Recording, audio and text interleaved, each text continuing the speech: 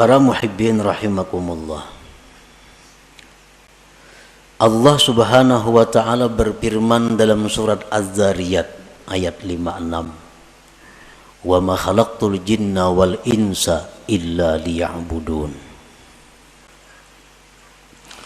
Artinya, tidaklah aku menciptakan jin dan manusia melainkan untuk beribadah kepadaku.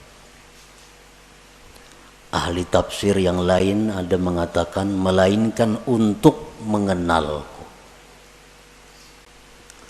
Jadi artinya bahwa kita ini dijadikan oleh Allah untuk beribadah. Untuk beribadah.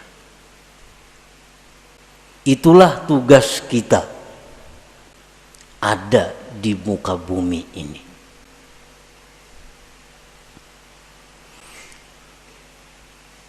Kita dijadikan Allah untuk beribadah. Maksudnya adalah fungsi utama daripada kita ini mengabdi kepada Allah. Walaupun di dalam diri kita ada fungsi-fungsi lain, tetapi intinya adalah menunjang untuk ibadah. Nabi Yahya alaihi salam waktu berumur di bawah 10 tahun, masih kanak-kanak. Beliau berjalan dari rumah ke Baitul Maqdis, dari Baitul Maqdis ke rumah, masih anak-anak. Dibawai, diajak oleh kakanakan. Yahya, kita bermain-main, yuk sini.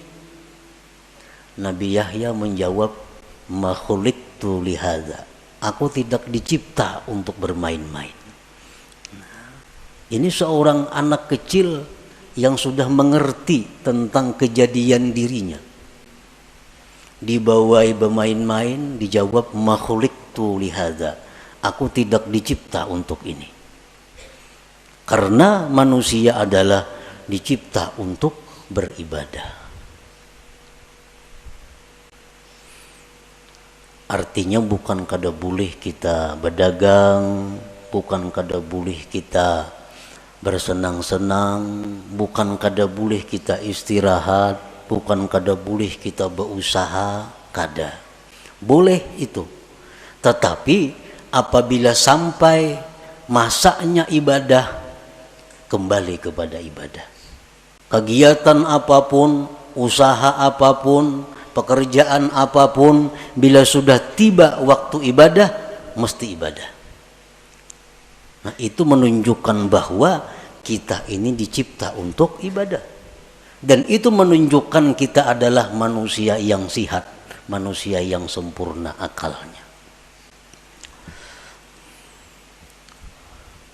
Artinya, apabila kita ini asik bekerja, asik bermain, asik bersenang-senang, tanpa memperdulikan waktu ibadah, itu menunjukkan ada kesalahan di dalam jiwa kita. Ada error dalam diri kita. Ada salah, yang mesti dibaiki. Yang mesti dibaiki. Asik berdagang, kada tahu hukum Allah halal haram. Asik berdagang, kada tahu waktu sembahyang. Terus berdagang, bertani, bekerja. Ibadah dilupakan. Ini error manusia nih. Kenapa? Karena kada sesuai dengan penciptaannya. Dia dicipta untuk ibadah.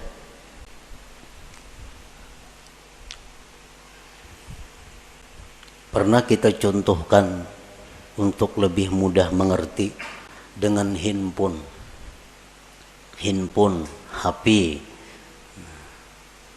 HP itu dicipta fungsi utama untuk apa?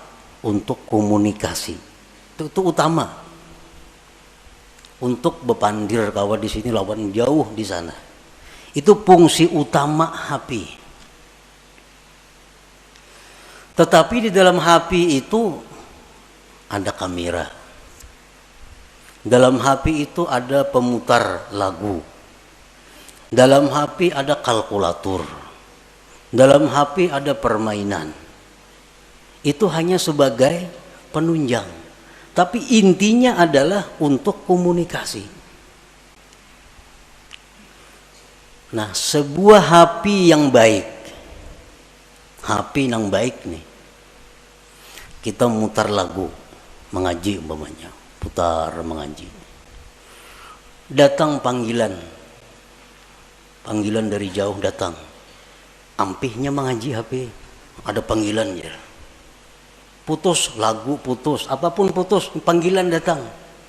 Karena HP ini fungsi utama memang untuk panggilan itu. Fungsi utama untuk panggilan. Rahatan menghitung kalkulatorna di HP.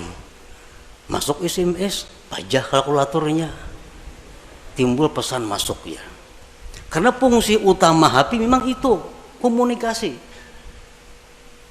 Nah, bila HP kita demikian, berarti baik HP-nya. Baik ini HP.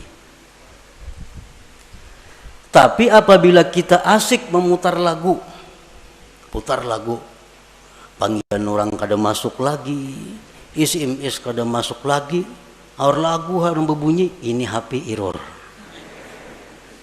HP ini sudah kada diris lagi. Kenapa? Panggilan orang kada masuk. Karena memutar lagu, memeriksa gambar, kada masuk lagi panggilan-panggilan orang. Ini HP sudah perlu dibaiki. Dan HP ini murah, rusak. Murah nih HP. Bilang kada berharga lagi, karena fungsi utamanya kada berfungsi.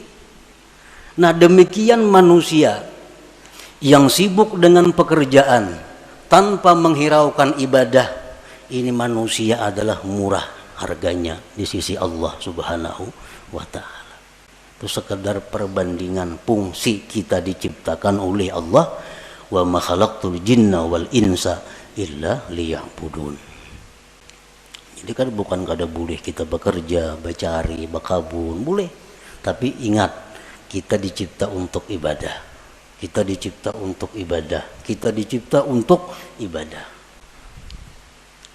Kita seringkali memikirkan perluasan usaha. Ada usaha ini tangkap, kan menguntungkan. Ada usaha ini tangkap, ini menguntungkan. Ada usaha ini ambil, habis waktu untuk usaha.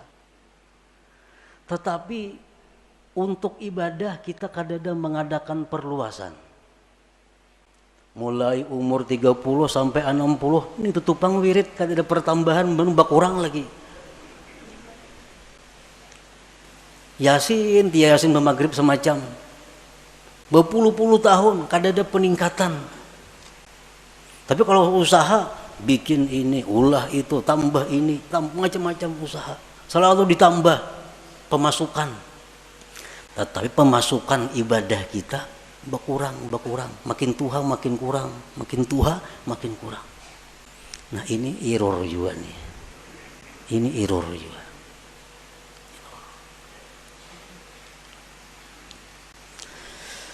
Nah, jadi selalu kita ingat bahwa kita ini dicipta untuk ibadah. Ada orang-orang dahulu yang ditulis di tangannya. Di tangan ditulis khuliqtu lil ibadah. Aku dicipta untuk ibadah. Jadi bila hendak kemana-mana, oh, aku dicipta untuk ibadah. Bukan untuk kedakaruan, bukan untuk itu ini. Aku dicipta untuk ibadah. Nah, para muhibbin rahimakumullah. Jadi tugas kita ini ibadah. Kita tidak bisa beribadah kepada Allah tanpa ada sarana dan prasarana. Karena ibadah ini memerlukan berbagai macam. Ibadah memerlukan kekuatan tenaga supaya bisa bergerak. Supaya bisa sembahyang, supaya bisa naik haji, supaya bisa umrah, itu perlu kekuatan. Makanan, minuman. Untuk beribadah kita perlu pakaian. Untuk beribadah kadang-kadang perlu kendaraan. Untuk beribadah perlu tempat. Banyak keperluan kita agar kita bisa beribadah. Nah, untuk mencukupi keperluan kita beribadah ini, Allah ada menyediakan 2 tempat yang kita duduki, yang kita jalani. Untuk mendapatkan keperluan ibadah ada 2 cara yang diberikan Allah. Ada 2 tempat yang diberikan Allah. Pertama namanya asbab. Yang kedua namanya tajrid. Nah, ya tadi iradatuka tajrid ma'a ikamatillah iyyaka bil asbab minasyahwatil khafiyah wa iradatukal asbab ma'a ikamatillahi ta'ayyaka bit tajrid inhitatun anil himmatil aliyah. Jadi ada 2 untuk mencukupi kebutuhan ibadah nih. Ada asbab, ada tajrid. Asbab ini apa artinya? Ya sebab. Bekerja, berdagang, bertani, menuri, beternak, jadi guru, pegawai. Ini asbab. Artinya apa? Dia mendapatkan kecukupan ibadahnya melalui pekerjaan-pekerjaan. Nah, ini asbab namanya. Ada orang yang ditempatkan Allah di situ untuk mendapatkan keperluan ibadah. Inya menure lebih suka hanya kau masak, berdagang kayak hanya nukar baju, berdagang hanya kawan nukar ini untuk ibadah. Ada orang yang ditempatkan Allah di situ. Nah, yang kedua, ada orang yang ditempatkan Allah di satu makam namanya tajrid. Ini orang dalam rangka mencukupi keperluan ibadahnya kada perlu berusaha. Dia telah dicukupi. Contohnya warisan banyak. Banyak isi warisan. Ini kada becarian. Bulan ini datang nang saham di anu. Bulan akan datang nang di anu. Di rumah aja begana, datangan duit ke rumahnya. Nah, ini orang ditempatkan Tuhan di makam tajrid ngarannya. Kan ada ya kalau kayak itu orang. Nang kada bausak betoko kada, beternak kada, betani kada, apa kada. Tapi duit banyak berisi datangnya, sarabanya ada, beribadah apa kawa. Nah, ini ngarannya di makam tajrid, diandak Tuhan orang ini. Nah, para muhibbin rahimakumullah. Apabila kita ditempatkan Tuhan di makam, di tempat yang namanya asbab. Nah, lalu kita hendak berpindah ke makam tajrid. Aku ampih dah berdagang, ampih bahuma, ampih menurih. Aku hendak beribadah aja lagi. Dagangan semuaan tutup, habis sudah lagi. Aku hendak beribadah. Duit nak datang-datang kada-kada terserah. Pokoknya aku beribadah. Nah, ini orang keinginannya jahat yang tersembunyi. Nah, ini orang ini ada kejahatan yang tersembunyi. Kenapa? Karena Tuhan menempatkannya di tempat namanya asbab. Hendak berpindah. Hendak di rumah aja begana lagi. Pasar kada turun lagi. Nah, ini orang ada syahwat khafiyah, ada keinginan jahat yang tersembunyi. Orang yang selama ini duduknya ditempatkan Allah di makam tajrid, sudah nyaman nih. Tiap bulan ada kiriman, tiap bulan ada. Kada pernah talantar memakan pakai apa cukup. Berpikir nukar kabun, anak bakabun lagi na aku nih. Nah, anak bakabun, padahal bertahun-tahun dak begana di rumah aja, beribadah gawian datang duit. Kalinya membuka kios di muka rumah. Nah, membuka kios, Ini ngarannya inhitat minal himmatil aliyah, ini turun tingkat ngarannya. Turun ini.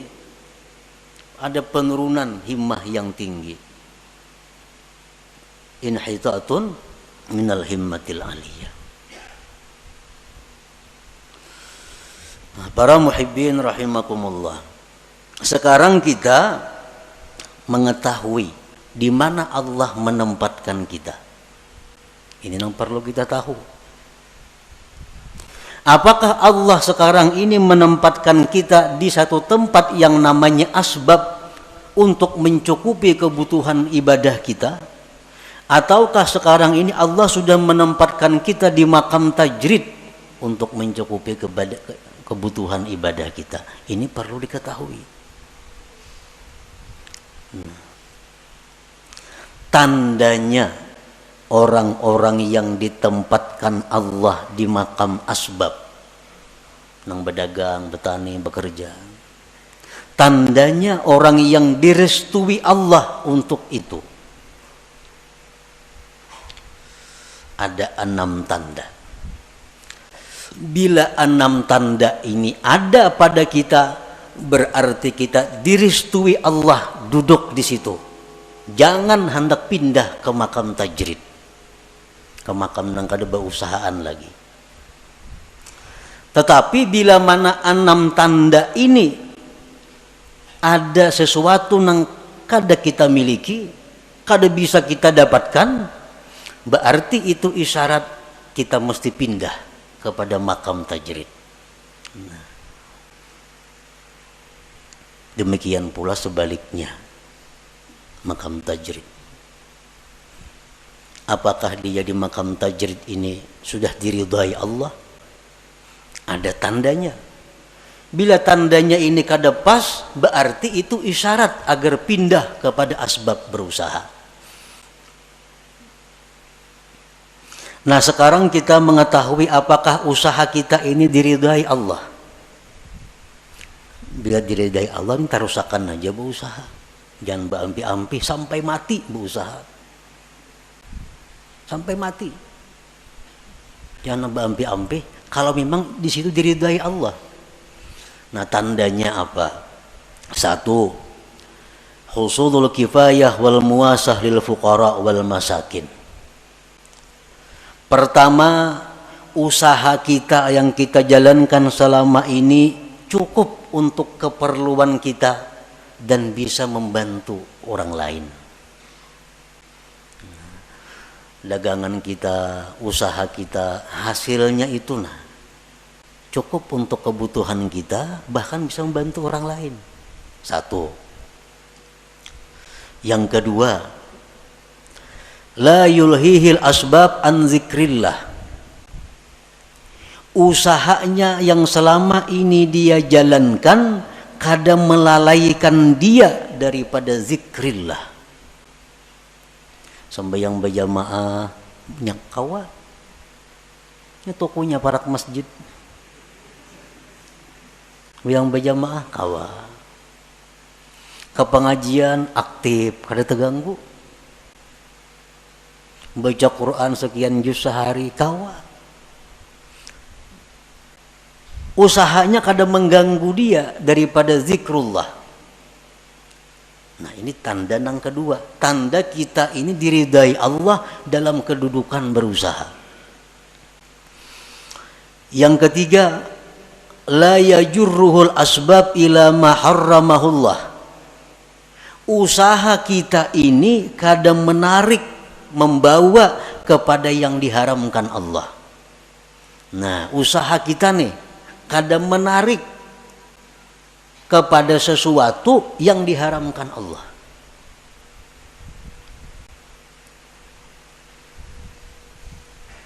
Nah, kadang-kadang ada usaha itu yang bisa membawa kepada yang diharamkan Allah. Ini kadang usahanya ini murni, kadang membawa kepada yang diharamkan Allah. Satu contoh, sekarang ada usaha. Nah, kita kada kawa berusaha itu Kalau kada membuka rekening di bank, contohnya, karena perusahaan-perusahaan tuh nya kada hakun kita berkirim duit lawan sales nya kada percaya. Jadi kita ini mesti maulah rekening maka di bank. Nah, maka di bank nang berbunga banknya, lain bank nang kehendak kita, kada bank nang ditunjuk inya. Itu ada bunga dapat kaina kita dari simpanan kita, karena murah rekening pasti ada menabung. Ada mau liur basi aja bulah rekening itu ada duitnya. Nah, hendak berusaha ini mesti membuka rekening di bank, maka bank ini riba. Mau kada mau riba. Ini artinya sudah membawa kepada yang diharamkan. Nah, bila macam itu berarti usaha kita ini sudah kada diridai Allah. Nah, cari usaha lain nang kada menarik kita kepada yang diharamkan Allah. Banyak usaha lain nang kada menarik nang diharamkan tuh. Yang keempat, muasyaratul abrar. Dia berusaha tetapi sepergaulan dengan orang-orang baik. Usaha ini usaha orang baik-baik. Yang kelima, mujanabatul asrar, dia menjauhi orang-orang jahat. Nya kawa usahanya itu kada berhubungan lawan orang-orang jahat. Ahli sugok, ahli mafia, ahli apanya, kawa kada berhubungan dengan itu. Karena usahanya kada sangkut paut lawan bubuhan itu. Yang keenam, husulun niyati salihah, adanya niat yang saleh. 6 perkara tuh. Bila selama ini usaha kita ada 6 perkara itu, berarti kita diridai Tuhan duduk di situ. Jangan berpindah-pindah. Baik berpindah usaha atau berpindah kepada kada berusaha. Jangan. Itu sudah alamat. Coba bayangkan, kita ada berisi usaha pemasukan nih. Cukup bahkan lebih. Ibadah sedikit pun kada terganggu. Kada membawa kepada yang haram. Kakawanan orang yang baik-baik, orang yang jahat-jahat jauh. Niat yang baik ada, usaha apa lagi yang baik pada itu. Karena ini memang diridai Allah usahanya nih. Ukur aja usaha kita nih, pas kada itu. Bila kada pas, usaha kita kada diridai Tuhan. Kita mesti pindah pada usaha itu. Kalau hendak baik, kalau hendak selamat. Bila ditarusakan bahaya. Kada percaya buktiakan lah kaina.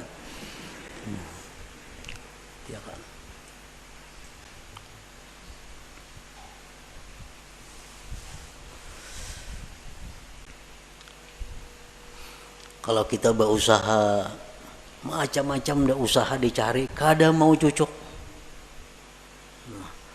Berusaha ini gagal, cari usaha ini, kada mau baik juga berusaha, macam-macam cara sudah ada nang baik, cuma ada haramnya. Ada nang baik, cuma di lingkungan orang-orang jahat. Ada nang baik usaha, cuma kada kawasan bahayang, ribut. Nah, bila macam itu kita harus pindah. Pindah ke mana? Pindah ke usaha nang baik. Bila kada ada juga, pindah ke makam tajrid. Nah, pindah ke makam tajrid. Pindah ke makam tajrid lagi. Dan bila Allah memerintahkan kita ke makam tajrid, itu Allah bertanggung jawab. Kada pacang kelaparan kita ada. Ada pacang susah ada. Karena ini Allah yang memindahkan kita ke makam tajrid. Kalau kita berpindah seorang, nah itu bahaya. Bahaya. Para muhibbin rahimakumullah. Jadi dalam usaha itu diperlukan juga niat yang baik. Karena usaha ini menentukan sabilillah atau sabilis syaitan itu diniat. Usaha sama, turun ke toko sama, buliknya sama, bulihinya duitnya sama. Tapi saya kong niatnya salah, fisabilis syaitan. Saya kong niatnya baik, fisabilillah. Nah, jadi niat. Orang yang usahanya diridai Allah itu dia mudah untuk mendapatkan niat-niat yang baik itu. Apa niat yang baik? Kita berusaha. Satu, ibtigha'u fadlillah. Kita berusaha itu mencari anugerah Allah. Anugerah Allah. Fadlillah, anugerah Allah itu lebih khusus daripada rezeki. Berusaha jangan niat mencari rezeki, jangan. Berbahaya. Kenapa? Sebabnya dalam mazhab ahlu sunnah wal jamaah, ar-rizku yasmalul halala wal haram. Rezeki itu termasuk nang halal dan haram. Makanya doa rizkan halala, jangan supaya rezeki nang halal. Kalau kita berniat mencari rezeki, nah itu salah. Rezeki itu bisa halal, bisa haram. Jadi niat kita berusaha itu mencari fadlillah, anugerah Allah. Nah, itu niatnya. Karena anugerah Allah itu, fadlillah itu dicontohkan dalam Al-Quran. Dalam surat Jum'ah. Fa'idha qudiyatis salah fantashiru fil ardi wabtagu min fadlillah wadhkurullah katsira la'allakum tuflihun. Nah, jadi artinya anugerah rezeki, anugerah Allah itu letaknya di antara dua zikir. Fa'idha qudiyatis salatu, bila tuntung sembahyang, Pantashiru fil ardi, bertebaranlah kamu di muka bumi. Wabtagu min fadlillah, carilah anugerah Allah. Wazkurullah, berzikirlah kamu kepada Allah. Nah, jadi berusaha itu hendaknya turunnya berdoa, berzikir. Nah, di toko pun berzikir dan berdoa juga. Itu dapat anugerah Allah. Jadi niat yang pertama itu berusaha anugerah Allah nang dicari. Fadlillah tadi.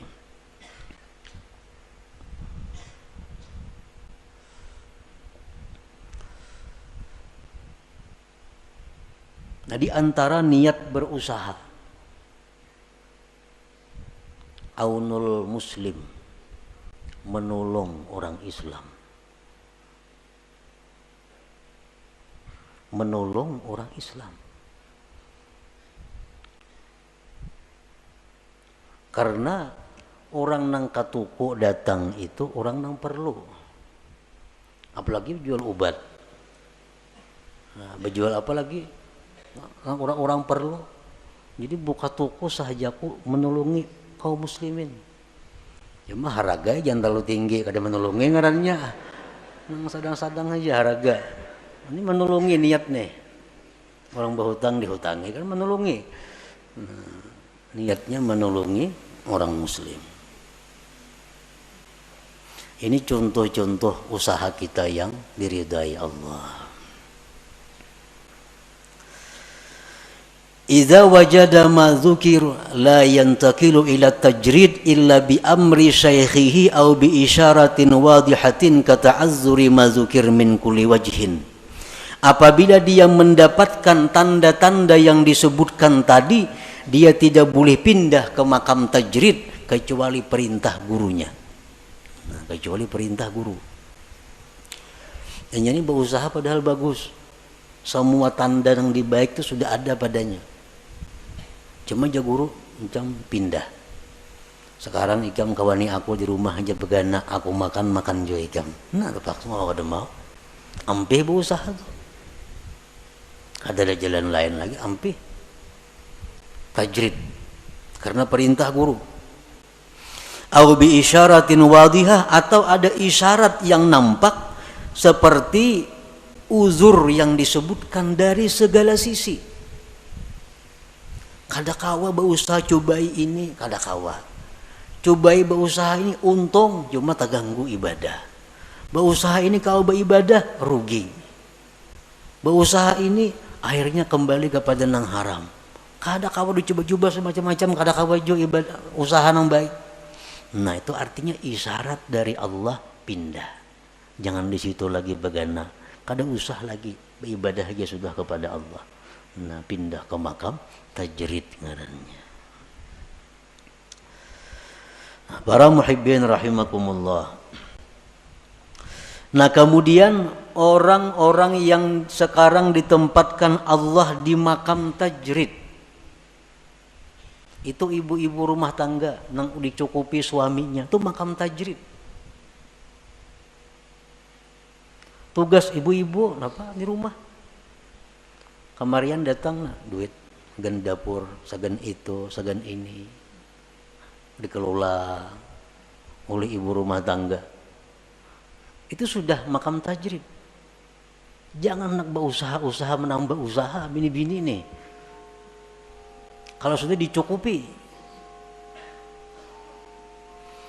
Nah, alamatu ikamatillah fit tajrid, alamat Allah menempatkan dia di makam tajrid, makam nang kada beusahaan.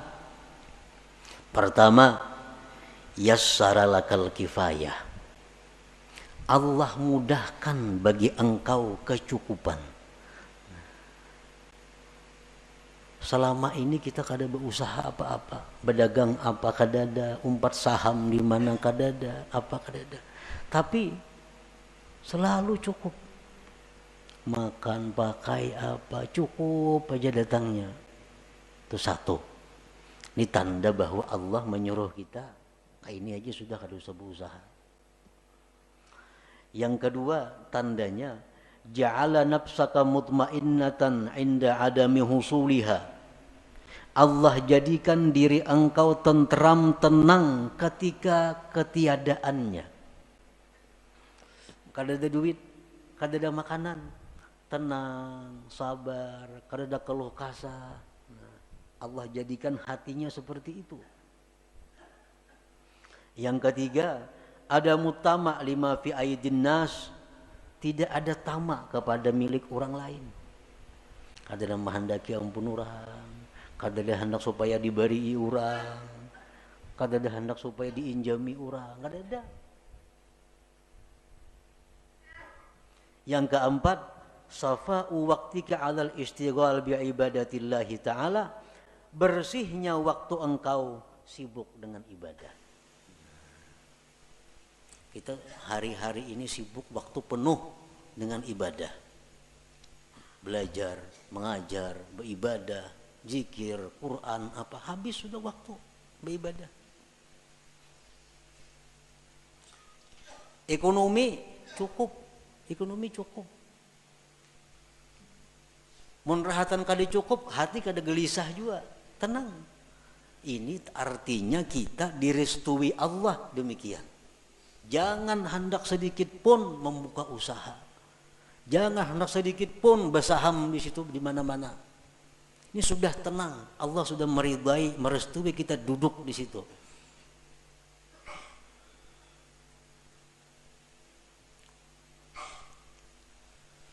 Idza wajada ma dzukir la yantaqilu ilal asbab illa bi amri syaikhihi au bi isyaratin wadihah kata azzuri ma dzukir. Bila sudah orang itu mendapatkan yang disebutkan tadi, kecukupannya mudah, dirinya tenang, mun kada berduit, kada ada tamak lawan ampun orang, waktu penuh dengan ibadah beisi, jangan berpindah kepada asbab, kepada usaha, kecuali perintah guru. Kecuali perintah guru. Kecuali guru nyuruh yang berdagang itu guru. Atau ada isyarat yang nampak seperti uzur yang disebutkan, seperti kada bisa yang disebutkan itu. Dahulu pemasukan bagus, lancar, hati tenang munnya kada berduit, waktu penuh dengan ibadah. Sekarang pina macet, nah macet, ngarancak mengirimi tiap bulan, kada lagi ngirimi, ada lagi mengirimi, kada berduit, ada gelisah. Nah, ada gelisah. Ini artinya isyarat bahwa Allah menyuruh kita buka usaha. Nah, buka usaha. Ini diridai Tuhan nih berusaha nih. Kenapa? Karena jalan keuangan yang selama ini bagus, lancar, macet. Dan hati kenapa dulunya tenang, sekarang kada nyaman hati.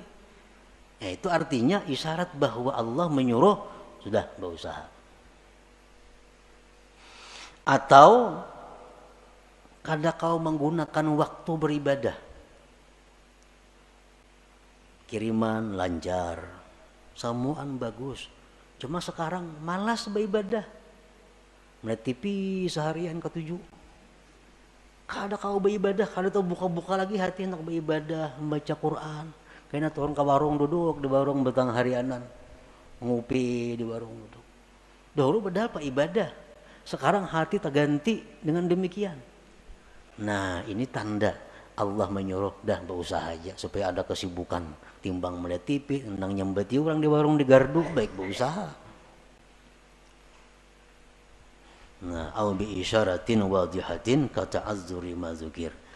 Nah, jadi itulah sekilas tentang pengertian apa yang dikehendaki oleh Imam Ahmad ibni Athaillah. Iradatu kat tajrid ma'ikamatillah iyyaka fil asbab minasyahwatil khafiyah, menghendakinya engkau akan tajrid padahal Allah menempatkan engkau pada asbab, maka itu adalah merupakan keinginan jahat yang tersembunyi.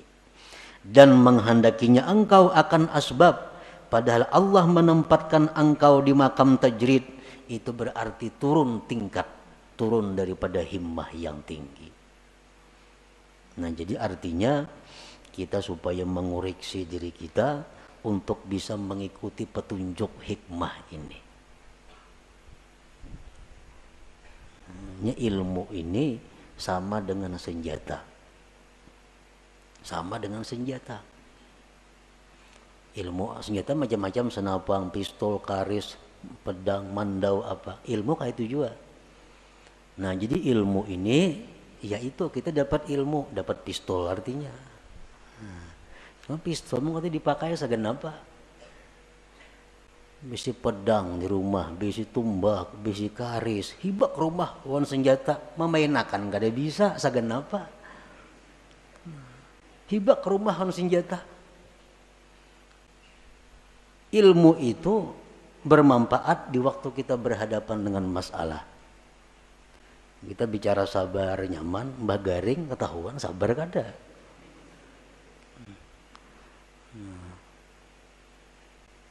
Sabar di sakit, sabar musibah, sabar apa. Samuan tahu kita hadis-hadisnya ini, fadilatnya ke surga. Mbah kita takana, nah itu nang ianya. Jadi hikmah ini adalah untuk kita jadikan petunjuk, jadikan jalan untuk diri kita. Apakah selama ini kita sudah duduk di tempat yang direstui Allah? Munnya kada, jangan bagana, pindah, cari tempat nang dimana Allah restu ridha kepada kita.